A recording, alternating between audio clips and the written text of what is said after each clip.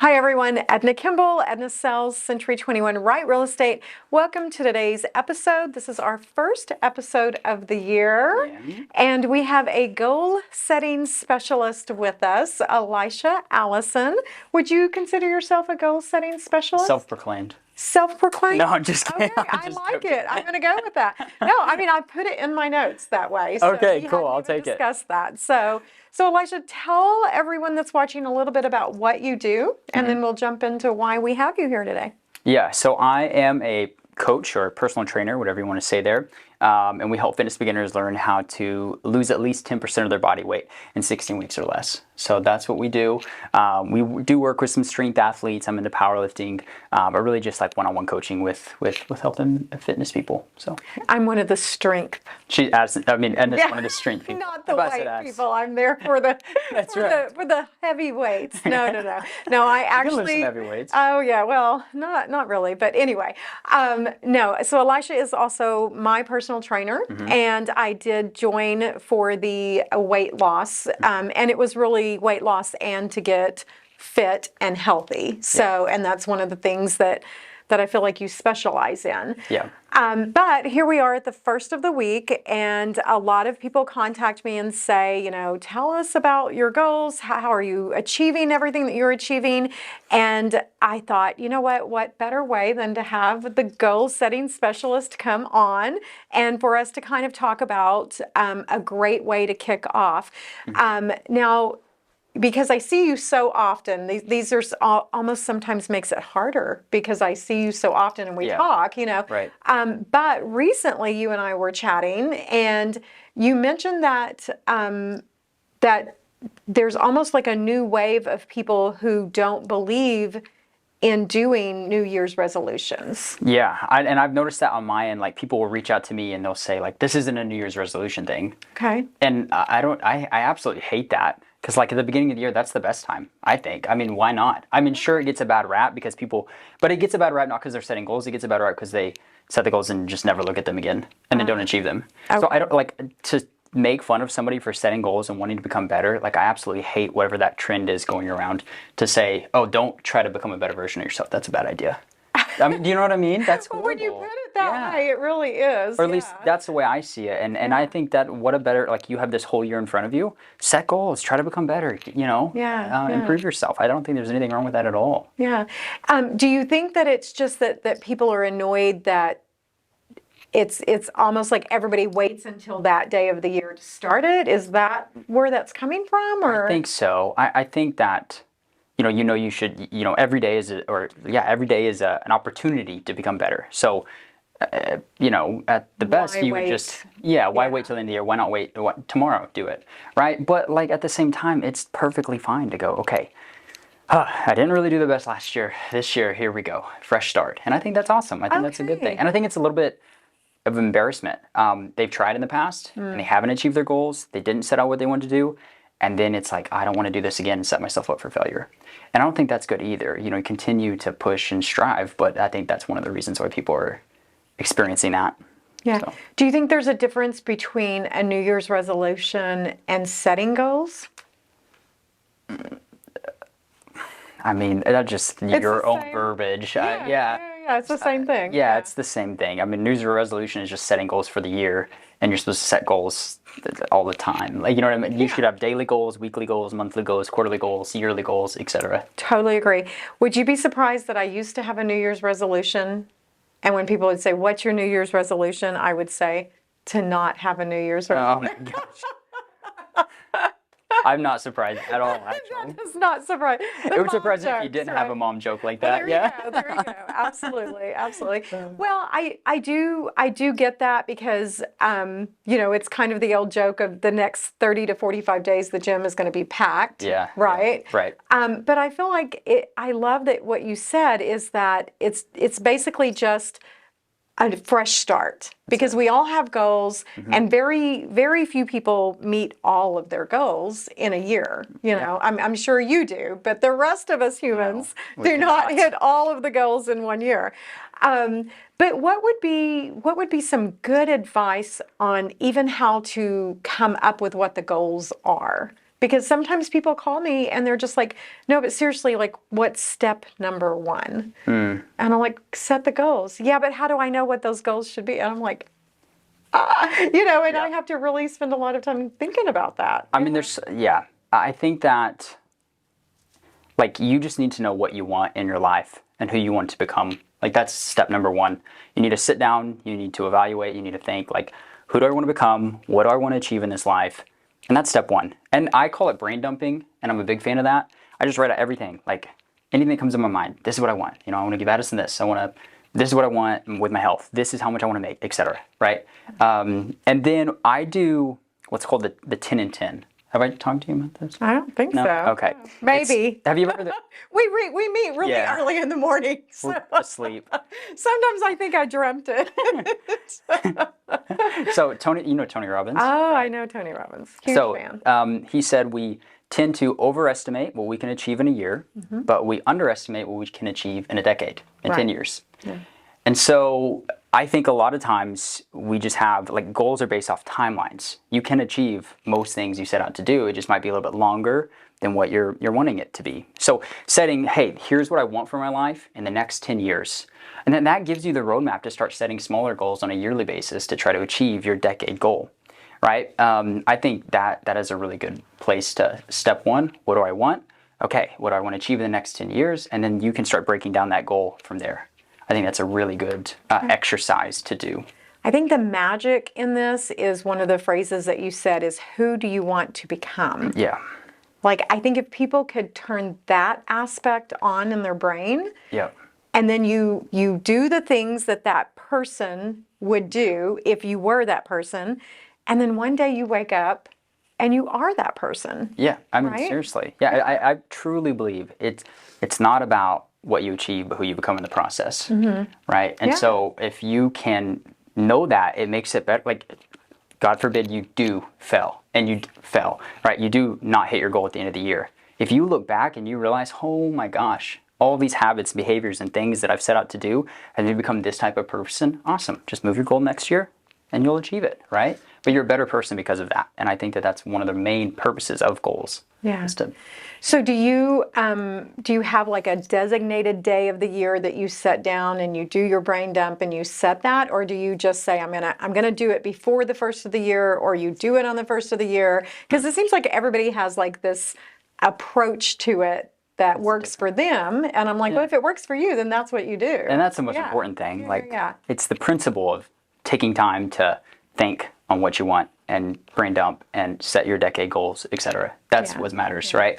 I can't say that I do this every year like this. This year, about a week before, I sat down, took some time, and then, with my team on New Year's Day or the Friday before New Year's, we went over our New Year's goals. That's what we did this year. But last year, I believe it was the first week we did that. So it's just the principle of thinking what you want, and then making a plan to achieve what you want, and do you can do the 10 and 10 and then set it to a weekly goal, a yearly goal if you'd like. Okay, so 10 of 10.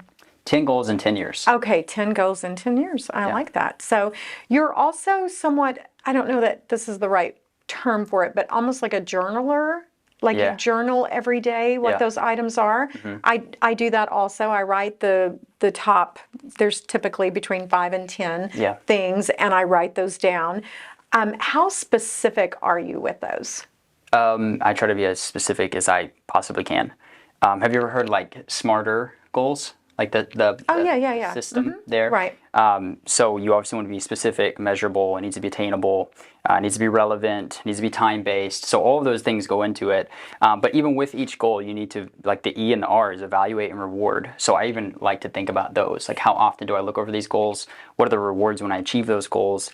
And so that is what, like when I'm writing that out, I do the same thing. I'm like, I want to achieve this amount of weight in the gym, and I'll look over this goal every single week, and here's what I'll get when I achieve that. So that's how it's specific. I like to be very, very specific as possible, because the saying aim small, miss small, same thing. I think that's probably one of the number one errors that people make, is that they're not specific enough. They say, I want to lose weight, I want to gain muscle, those are not what you said, smart, because that sounds really bad, doesn't it? No, but it's it's not correct, though. measurable, and it needs to be measurable. Absolutely. And the story that I always tell people is I usually have like almost like a mantra or a word of the year. And about 6 or 7 years ago, my word of the year was growth. I'm sorry, not gross. It ended up being This gross. is gonna be interesting. It was massive. It was massive growth. That's what I wanted. Growth, Okay, massive growth, and that's all I talked about. And I gained 30 pounds that year. Oh wow. I was not specific on Yeah, where I you wanted need to the be growth. specific there. I mean, my account grew and some other things grew, but I grew too. And the funny thing is, this year one of my goals was an epic. Jill behind the camera is laughing because she knows this, was an epic family vacation to St. Croix. And let me tell you, it was epic. But you weren't. I know the backstory to that one. I mean, it was fabulous in the end, but it was something that we will never forget. Epic. It ended up being epic. So I'm like, next year it'll be luxury, relaxing, epic There you go. I mean, I'm going Specific, to add though. That's some good. more specificity Yes.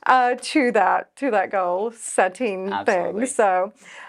So you recommend that someone do SMART goals, and give us the SMART again. Yeah, so S stands for specific, like what she talked about. Like, I don't want to get healthier, I want to lose weight. That's specific. We know what direction we're heading in now. Measurable, it needs to be like a number, right? So not, right. I want to lose weight. Well, okay, well, how much do you want to lose? How do we break that down? Yeah. Right, I want to lose 20 pounds. Okay, we'll divide that by 12. Now you know how much you need to lose per month, divided by 4 per week, and then it becomes so much more attainable. And that's actually the next word is A. It needs to be attainable. Now, so tell us that, like, if I wanted to grow 2 inches, not attainable.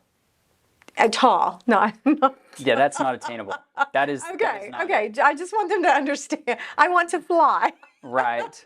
And this could, yeah, that's not really going to work. Okay, But okay. No, not a good example. yeah, Okay. but like I think one thing that when it comes to attainable, again, it's like it's just the direction that you're headed though. Okay. Like let's say you set out to lose 60 pounds and you lose 50, you lost 50 pounds. You lost 50 pounds. Right.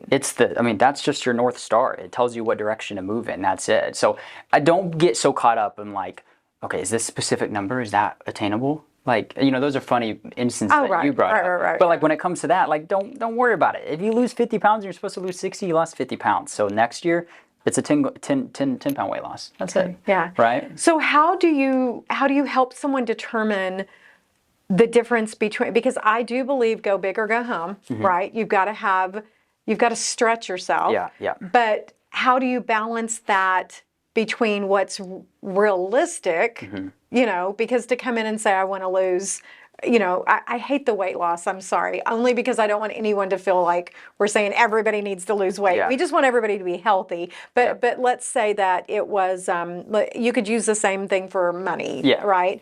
And they decide that they want to make $1 million.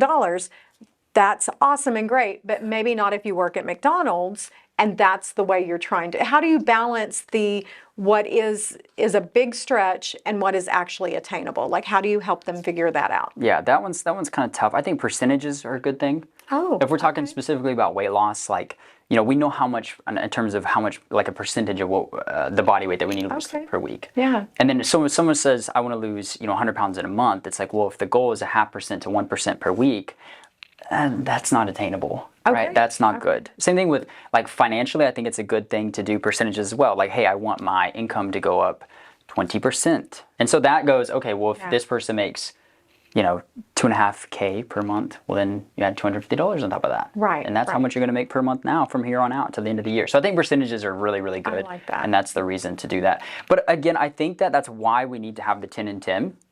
And then we break it down from there. So the 10 and 10, I think, is a really good thing to go, this is going to be a stretch. In 10 years, I might be able to achieve this, right? Okay. And then we can break that down into a weekly goal based off of percent, or into your annual goal or yearly goal, and chunk that down, if that makes sense. Okay. Feel me? Yeah, I'm just trying to figure out what I could squat in 10 years. Yeah. I'm doing the math here in my head. It's not looking good. No, it is looking good. I tell you this, that quote is so true. So I think when we first started training, you were one of the first ones that kind of talked to me about becoming better, setting goals, and I might have been even one of the people that was like, New Year's resolutioners.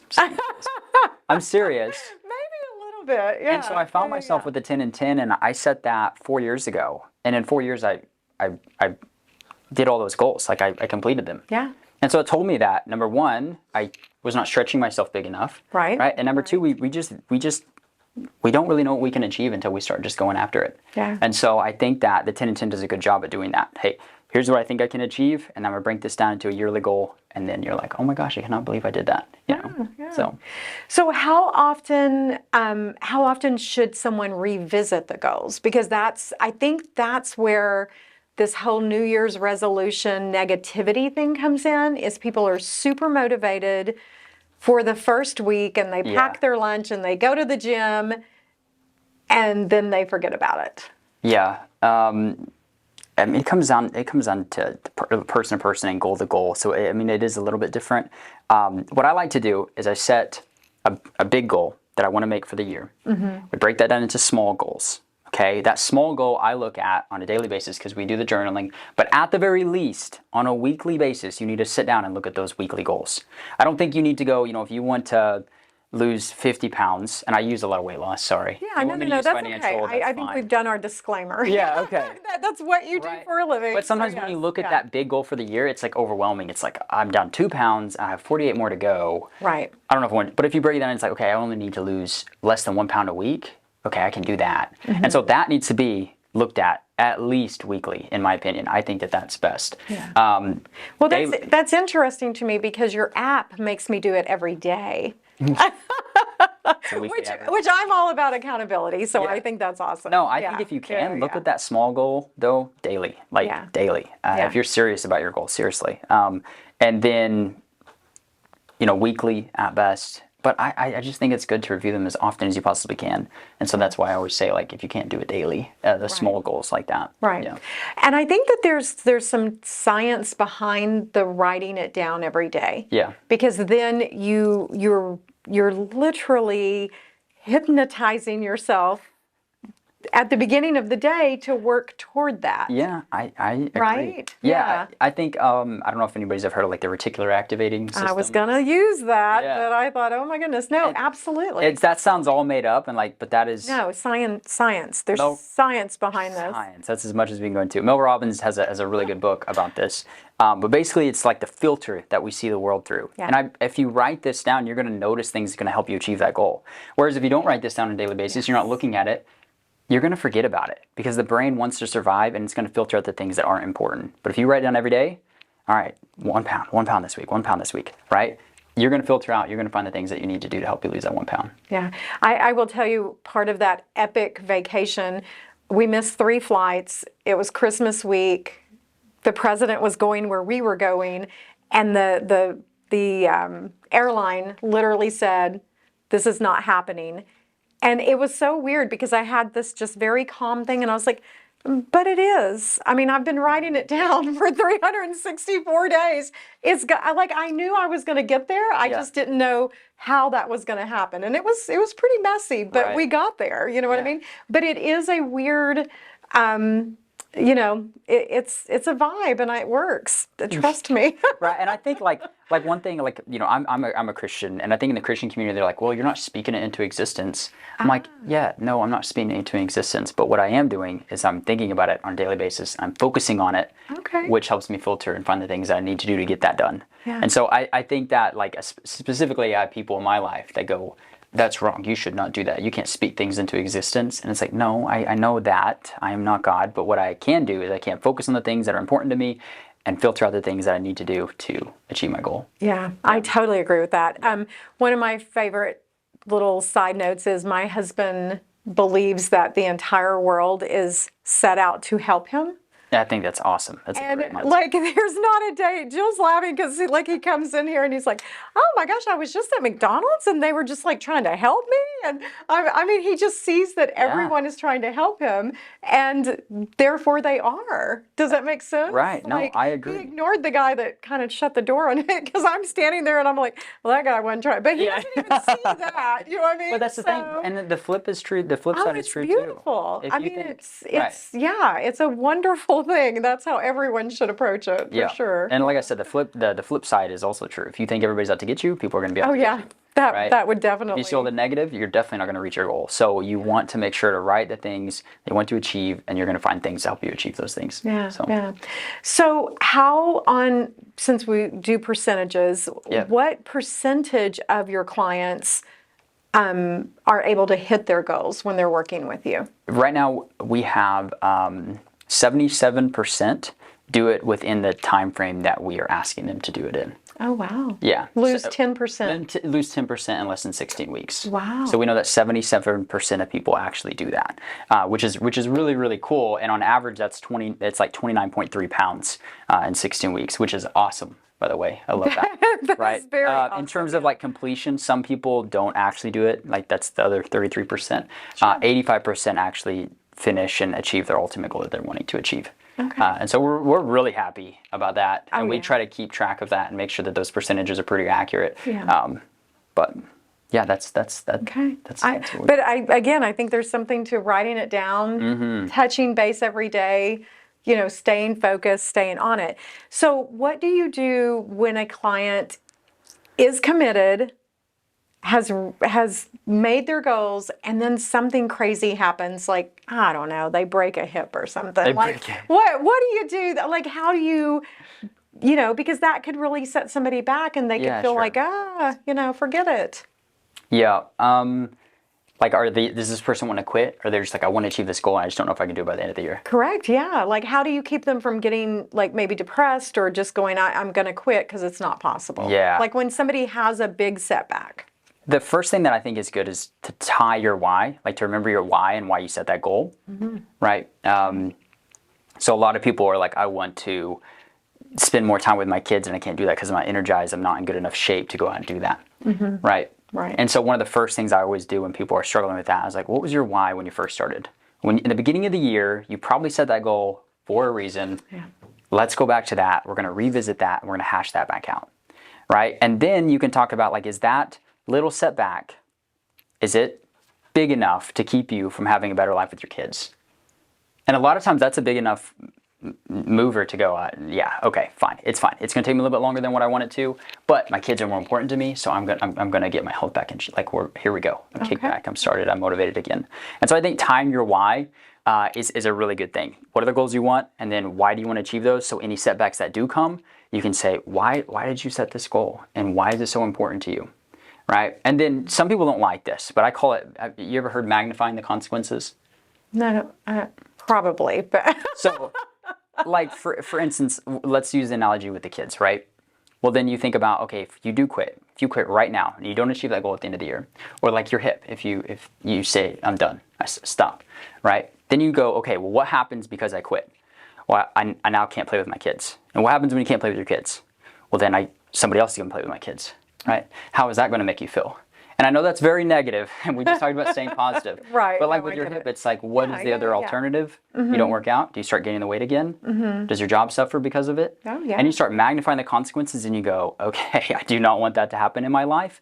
And between the why, because we're either moving away from pain or towards pleasure, one or the other. Right. And so the kids analogy, you're moving towards pleasure, getting to play with them, having energy when you're out there doing that with them having fun with you and having those memories. That's huge, right? And avoiding the pain would be like going back to not having to and watching them through the window, right? And I think that tends to get people away from that setback and go, okay, let's move forward and let's push. I love that. And you really did. Everybody knows it's over a year ago, so I'm 100% now. Yeah. But you really did help me, because it's like when you're striving for a goal and you have a setback, it's really hard to get refocused. But focus on the why, and it will help you, move forward with that. So, so what do you think are some of people's biggest obstacles for even getting started? They try to just do too much all at once. Okay. I love a to-don't list. So like it's like a to-do list, but it's the things you need to stop doing. Oh. Right? And so you can think of bad habits, or you can think of things in your business that aren't moving the needle forward. And those are the things that you just write out and go, I need to quit doing these. Things you got to stop doing. Yeah. Right. Tom Ferry's big on that. Yeah. What do you have to stop doing to get to the next level. Because you need to focus on the things that are important, right? And so that is a big obstacle that I see people go through is they go, well, I need to do this, and by the end of it, they got 15 different things, and they're everywhere, and they're not focused on anything, right? And so you need to focus on one thing at a time, and take it one thing at a time, and then one step at a time, and then you can start adding other things. So I think removing or addition by subtraction, what do I not need to do? Okay, here are the things that matter, and I'm going to start taking action on those. I think that's really, really good for people to know and start trying to incorporate in their life. I love it. I love it. So people, if you're not setting goals, why not? What's the excuse? I mean, I think we've covered everything here. Anything else we should add for goal setting for the year? I think just knowing the purpose is really big too. And I know we touched on this a little bit. Yeah, the why. But again, don't worry. Well, yeah, the why, but more so just the purpose in setting goals. And people get that wrong as well, is they'll set the goal, like your goal should be to achieve your goal, but the goal should be to become a better person. Right. The goal should be to have a North Star and know what direction you're headed in. That's the purpose of a goal. So if you achieve them this year, yes, you should feel good. And if you don't achieve them this year, that's okay, because that's the purpose of a goal, is to become a better person and to have a North Star and to strive towards that. That's it. I love the North Star. I constantly am saying, if you're going to get in the car and drive to Alabama, you've got to have air in your tires. You got to have gas in the car. You got to have a road map. Or how are you going to get there? Yeah. Do you know what I mean? Like, let's Just think wandering about this. aimlessly. Yeah, exactly. Yeah. And I think, unfortunately, a lot of people are letting life happen to them rather than taking control. I think the reason I don't necessarily do New Year's resolutions, but I do yearly goals. But I envision it that I'm writing a book. Yeah, that's good. And every month is a new chapter. And at the beginning of the year, it's a new book that I'm writing for this year, and so it's just kind of a clean slate, and I think that's something you brought up at the beginning. You just kind of get to start over, and and you can still incorporate those 10-year goals into that, but if you didn't have the year that you were hoping for, it's okay. You can start over. Exactly. There's seriously no shame in that at all. Yeah. So did you write some big goals for this year? I did. Yeah, I got some big ones. Okay, good. You wanted me to share Scary? those. Are they scary? They're absolutely scary. Have you heard of BHAG? Yeah, big, hairy, audacious goals. Yes. Yeah. They're definitely there, especially with just some of the situation. Like, for instance, I do powerlifting, and one of the big goals of mine is, like, I want to hit a 600-pound deadlift. And recently I was helping somebody move a 10-pound plate off of their bar, and my back just was like... And so I've been dealing with that. But I'm setting that goal. I got 12 months, so it's going to heal, and things are going to be fine, and then we're going to hit that goal. All of 12 months to do that. I know, it sounds like crazy. It's no big deal. Just 12 months. Well, it will happen. It will happen. If not, I'll be 590 pounds, and that's still better than where I'm at. Exactly. So we'll take that. So. Shoot for the moon, and you land on the stars. That's right. I love it. So big, hairy, audacious goals, I like that, yeah. I think, are the way to go, because even if you... Very rarely does anyone know what that final was. Yeah. But they're super impressed when you hit the 590 whatever, because they didn't know you were trying to hit... What was the number? I need 600. Oh, 600. Okay. Oh my God. So there's that reminded me of a quote, and sorry if I'm going too long. No, perfect. But they say that the problem is not that people don't set goals and don't achieve them. It's that they set too small of goals and do achieve them. And so, like, last year there was multiple goals that I didn't hit, right? But again, it was like, wow, I became so much better last year, and that's perfectly fine. Yeah. And I think that's awesome. So that is the name of the game, goals. So before we let you go, is there anything else you want to tell us about the business? Do you have any room for any other clients, or are you all booked out? Do you have anyone who helps you? Yes, yeah. My cameraman's like, yeah. He's giving me the thumbs up over here. So I currently am still not taking on any more clients, like one-on-one. But I do have 3 coaches now that I've trained up, and they're ready to go, and they're amazing, and they all have room. We try to make sure that the quality of service is good, so we do limit the number of spots that we have available for each coach per month, just to make sure onboarding is good, etc. So they typically take on about 4 to 5 per month, depending on the coach and where they're at. Okay, but they need to live local so they can come into the gym? No, right. Thank you. But no, we do have local, obviously, but we're actually much more involved with online. So we have people from everywhere. We've had people from Australia, from Florida, Texas, Maine, Rhode Island, etc. Yeah. And with like success. With success, right? That 77% is not local people. That is everybody, and the 85% in total is with everybody as well. So it's not like we're using those metrics and saying, oh, that's just for people who are here in Tahlequah. That's for people everywhere that's ever worked with us online. So love it. Okay, and then before we close out, at the beginning of this year, we are going to ask a controversial question to our clients, or to our guests who come on. So it's easy. It's not. So he's like, last time last time you got in trouble. The stinking water part thing. I don't even know what I was thinking. I just got put on the spot. Do that again. Okay. Controversial question of the year. We'll probably change this. How about of the episode? Okay. Do you make your bed every day? And do you think it should be a requirement? So yeah, this requires a little bit here. I used to make my bed every day. Okay? I know, but you're gonna get in trouble again. No, listen. I used to make my bed every day, but now I get up at 3:50 every morning. And I don't go, Addison, get up. I gotta make my bed. How are you meeting that early? Oh, yeah. Never mind. Yeah. So I used to really enjoy baking. There's a book called Make Your Bed by, what is that marine? Yeah. It's the marine. I don't know. Anyways, it's basically saying like start your day off with a win. Yes. Yeah. And so I used to look forward to that. Like, yes, first win for the day. And honestly, that was something that I had to get used to. Is I would get out of bed and I would look up Addison and be like, all right, love you. Do you try to make your side of the bed? I don't, because by then I did for a long time. I would just try to make my side. Oh, so you don't make your bed either? I do, because I don't do it when I leave in the morning, because I go and meet you at the gym. Right. And then when I come home, and then he's supposedly I wake him up when I'm leaving with the door slamming. I don't know, but he is up and awake and drinking coffee, and so I do make the bed. Yes, then I make the bed. Yeah, no, I don't even do it on my side. I let my dogs in, and they cuddle with Addison until she wakes up.